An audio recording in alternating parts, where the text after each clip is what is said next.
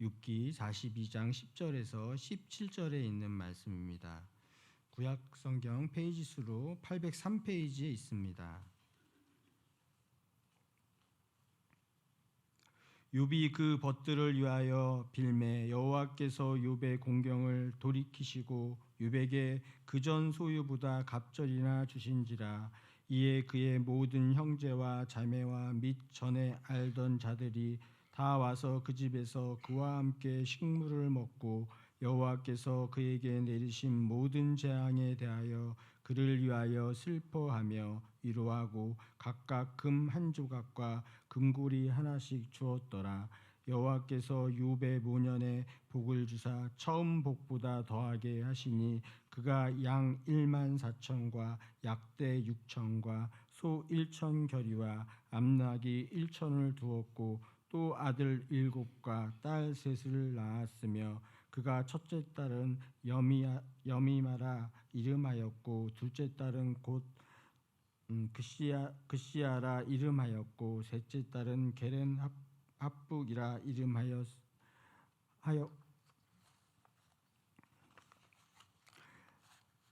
전국 중에 욥의 딸들처럼 아리따운 여자가 없었더라. 그 아비가 그들에게 그 오라비처럼 산업을 주었더라. 그 후에 욥이 140년을 살며 아들과 손자 4대를 보았고 나이 늙고 기한이 차서 죽었더라. 아멘. 인내로 인한 승리의 결과라는 제목으로 함께 은혜를 나누고자 합니다. 제가요 싫어하는 고사성어 중에 하나가 고진감래라는 사자성어를 그다지 썩 좋아하진 않습니다. 고생 끝에 낙이 온다. 어렵고 힘든 일이 지나면 즐겁고 좋은 일이 오기 마련이다 라는 뜻을 가지고 있는데, 아니 뭘 처음부터 고생 안 하고 낭만 있고 또한 즐거운 날만 있으면 얼마나 좋아요. 그래서 고진감래라는 그 사자성어가 그다지 썩 그렇게 마음에 들진 않아요.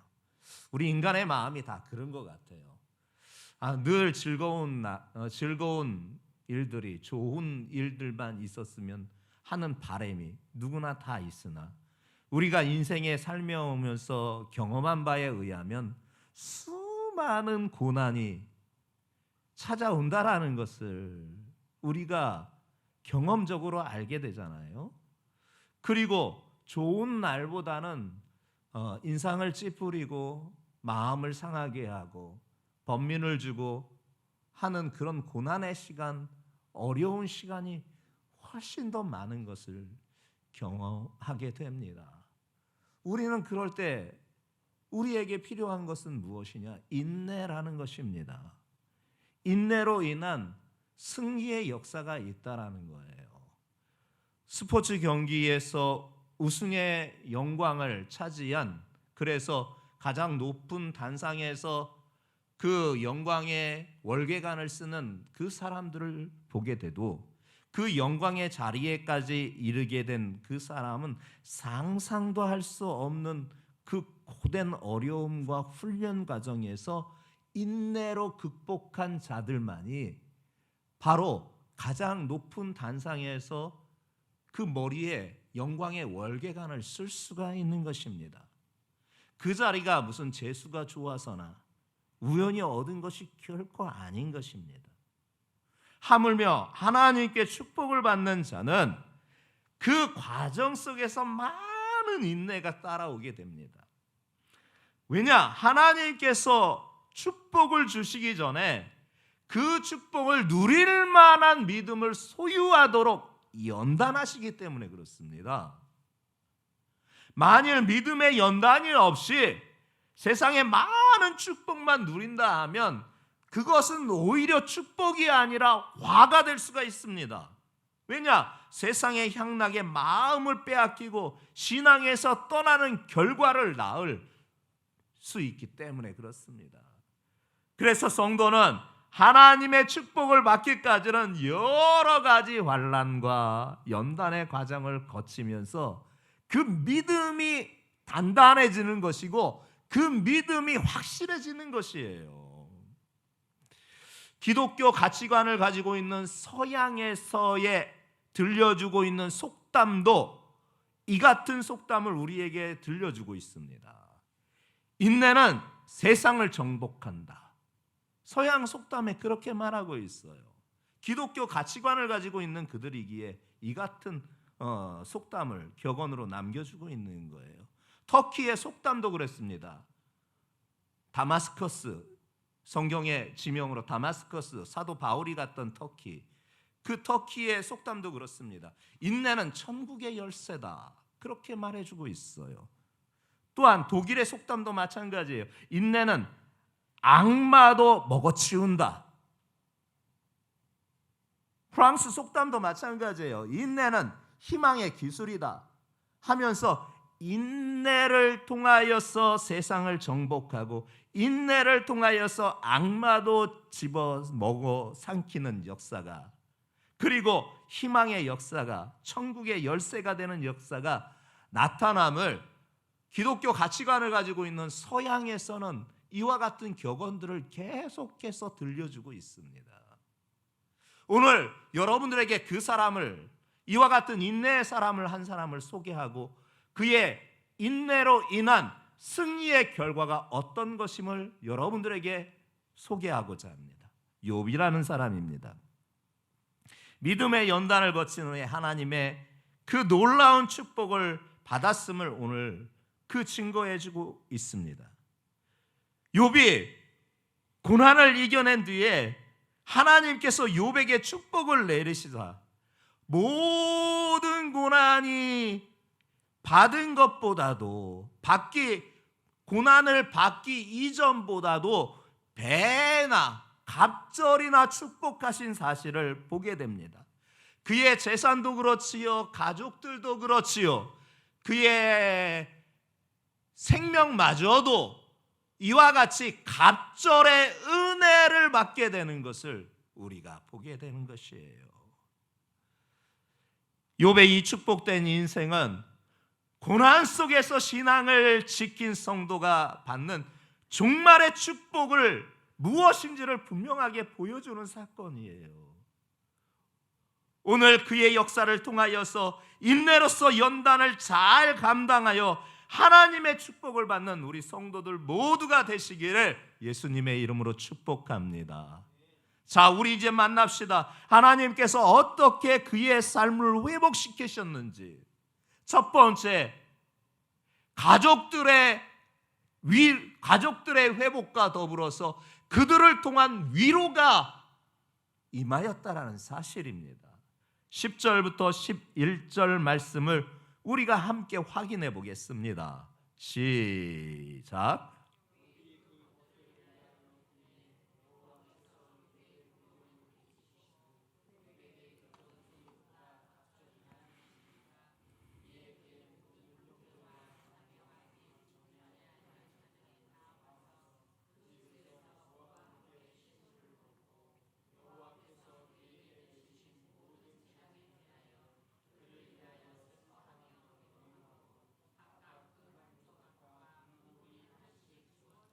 그래요.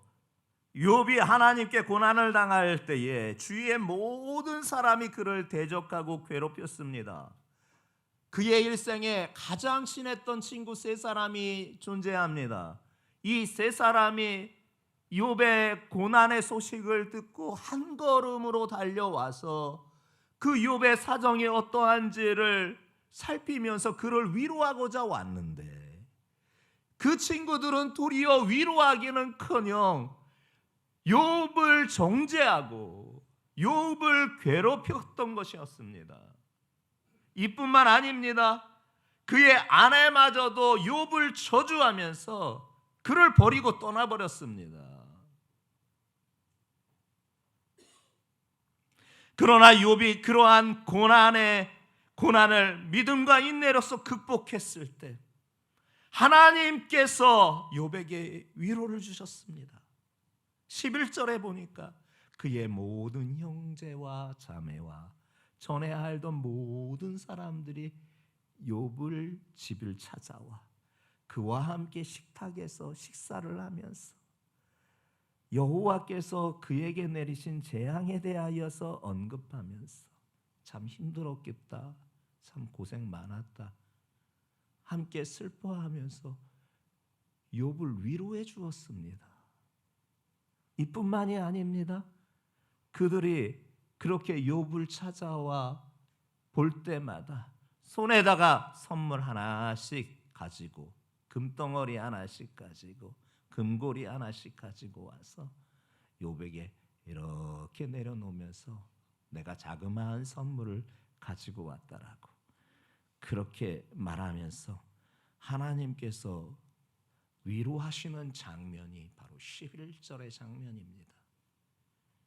욥이 재앙을 당할 때는 모든 인간관계에 있어서 어려움을 당했지만 재앙이 끝나자마자 하나님께서 사람들을 통해서 그에게 위로를 주셨던 것입니다. 하나님께서 욥의 주위의 사람들의 마음을 주장하셔서 욥이 재앙을 내릴 때에는 비록 욥을 배척하게 하셨으나 욥이 연단의 과정을 통과하고 나서는 욥의 주위 사람들을 하나님께서 주관하셔서 그를 찾아가 위로하고 용기를 붙들어 주게 됐던 것입니다. 여러분, 우린 인생 경험 가운데 그런 경험을 해보셨습니까? 서양 속담에 진정한 친구가 한 사람만 있어도 그 인생은 성공한 인생이다 라고 하는 이야기를 들었습니다. 그 진정한 친구를 어떻게 감별해낼 수 있느냐 하였을 때, 그 사람이 고난을 당했을 때 그 친구들이 대하는 태도를 보면서 확인할 수가 있다고 합니다. 내가 고난을 당하면 정말 진정한 참 친구는 내 옆에서 나를 위해서 안타까워하고 나를 위해서 어떻게든지 도와주려고 하게 되는 것이에요. 그런데요, 그런 사람이 많지가 않아요. 내가 고난을 당하잖아요. 가족도 떠나요. 하물며 친구는 온전하겠습니까? 하나 둘씩 떠납니다. 그리고 극심한 고난이 더 임하잖아요. 다 떠나.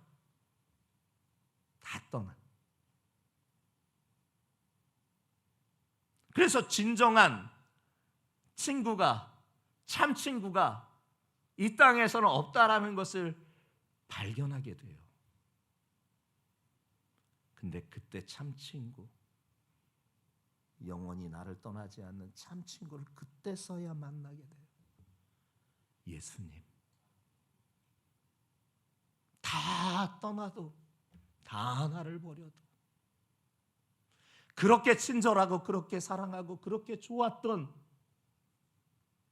가족도 친구들도 다 나를 버리고 나를 배척하면서 떠났어도 우리 예수님만 참 친구 되셨어. 나를 떠나지 아니하셨다. 그때서야 그것을 발견하게 돼요. 그때서야. 그러면 그때가 시작인 거예요. 비록 재앙으로 인하여서 모든 인간관계가 무너졌지만 하나님의 그 재앙이 끝나고 그 연단이 끝나자마자 하나님께서 사람들을 통해서 그를 위로해 주시는 거예요. 성도들이요, 인내는요 구원을 이루게 하는 것이에요. 마태복음 10장 22절에 우리에게 확인시켜 주시는 말씀인 거예요. 또 너희가 내 이름을 인하여 모든 사람에게 미움을 받을 것이나 나중까지 견디는 자는 구원을 얻으리라. 인내는요 마침내 구원을 이루게 하는 거예요. 우리가 어려움을 당할 때에는 여러 가지 방면으로 고난을 당하게 됩니다.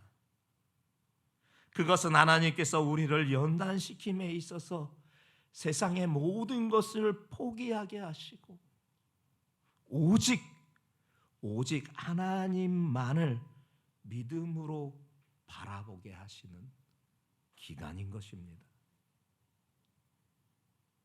그러나 성도는 믿음으로 그러한 연단의 기간을 잘 극복하면 하나님께서 모든 면에서 축복을 내려주시는 줄 믿습니다. 하나님은요, 우리의 인내를 기억하시는 분이세요. 데살로니가 전서 1장 3절에 그 말씀을 확인시켜주고 계셔요. 너희의 믿음의 역사와 사랑의 수고와 우리 주 예수 그리스도에 대한 소망의 인내를 우리 하나님 아버지 앞에서 쉬지 않고 기억하며, 하나님께서 우리의 인내를 기억하신다라는 거예요. 우리가 잘 참고 견디는 것을 주님께서 기억하신다는 거예요. 잠깐만 생각하셨다가 잊어버리는 게 아니라 우리가 인내하는 그 모습, 믿음으로 견뎌내는 그 모습을 끝까지 관심을 가지고 지켜보시고 기억하신다라는 거예요. 성도들이요, 그러므로 자신에게 고난이 닥쳐왔다고 원망하거나 불평할 필요가 없는 거예요. 오직 하나님께서 나에게 고난을 허락하신다.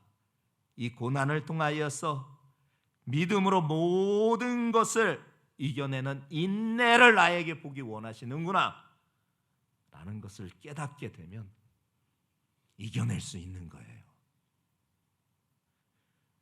그러한 인내의 승리 후에 하나님께서 우리에게 필요한 모든 것을 풍성하게 채워주시는 줄 믿습니다. 두 번째 무엇이냐? 배나 갑절이나 복을 받게 되었다라는 것입니다. 세 가지 면에서 갑절이나 복을 받아요. 첫 번째가 이제는 재산의 복을, 물질의 갑절의 복을 받게 돼요. 12절 말씀 시작.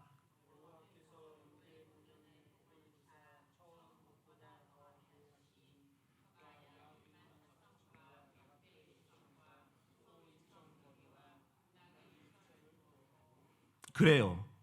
이 말씀은요, 욥기서 1장 3절에 보게 되면 동방에서 가장 부자였던 시기에 그가 갖고 있던 재산의 양을 보여주고 있습니다. 그런데 그 욥기 1장 3절에서 동방에서 가장 부자였을 때에 그가 갖고 있던 재물의 소유에 딱 갑절, 딱 배가 되는 양입니다. 그리고 자녀들도 마찬가지입니다. 자녀들도 갑절이 복을 받게 됩니다. 자, 13절부터 15절까지의 말씀을 확인해 보겠습니다. 시작.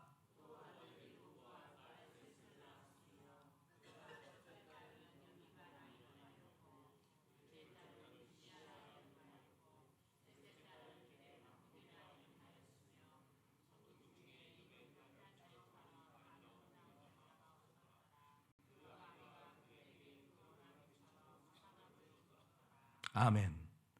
사실은 아들 7과 딸 3을 주었는데 이 아들을 잃기 전에도 아들이 7이고 딸이 3이었습니다.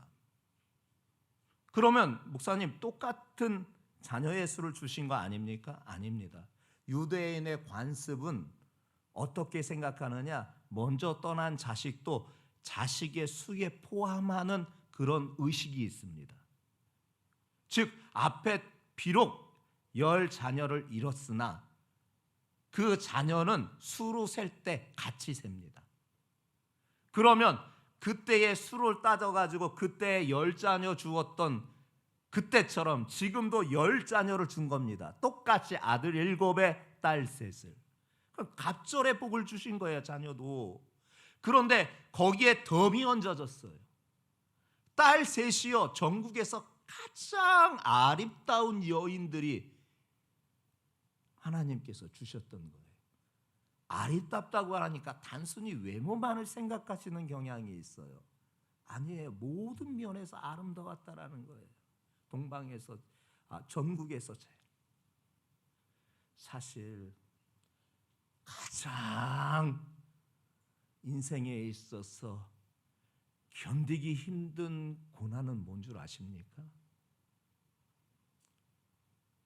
없는 사람이 더 없어지는 것은 견딜만 합니다.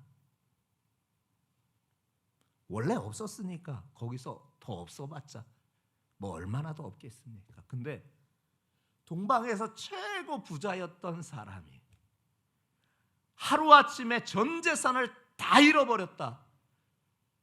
거기에서 찾아오는 상실감, 거기에서 찾아오는 충격은 이루 말할 수가 없습니다. 그러기에 부자들이 더 자살률이 높잖아요. 그런 상황에 벌어지게 되면. 그런데 재산 잃은 것보다 이러같이 동방에서 제일 큰 부자가 하루아침에 재산을 다 잃은 것보다 더 큰 괴로움이 뭔 줄 아십니까? 자기 몸에 질병이, 고치지 못하는 극심한 질병이 생긴 겁니다. 기왓장으로 피부를 긁어대도요, 시원하지가 않아요. 몸에 곰팡이가 나서 구더기가 막 온몸에 퍼져 있는 그 상황에 아무리 기왓장으로 긁고 기왓장을 그러니 피부가 온전하겠습니까? 피가 뚝뚝 떨어지는데도 도저히 가시지 않아요. 그런 괴로움을 재산 잃은 것보다 더한 괴로움이에요. 건강을 잃은 게. 그런데 자신의 건강을 잃은 것보다 더 큰 고난과 괴로움이 뭔 줄 압니까? 생떼 같은 자식을 하나도 아니라 전 자식을 하루아침에 잃게 되었다라는 것은 차라리 자기가 죽고 말지, 차라리 내가 죽고 말지. 여러분 상상해 보셨습니까? 나보다 앞서 자녀를 보내야 되는 상황을 맞이하였을 때 그 충격은 이루 말할 수가 없습니다. 그것도 하나가 아닌 모든 자식을, 전 자식을 다 잃었다라는 것은 이건 감당하기가 어렵습니다. 이 어마어마한 고난이 이 욥에게 있었던 것입니다. 그런데 다 배로 하나님께서 그 고난의 기간, 연단의 과정을 잘 믿음으로 이겨냈더니 하나님께서 재산도 갑절로, 자녀도 갑절로, 건강도 갑절로 회복시켜 주셨던 것이에요. 그런데 여기에서 끝나는 게 아니에요. 마지막 절 16절과 17절 말씀을 확인해 보겠습니다. 시작.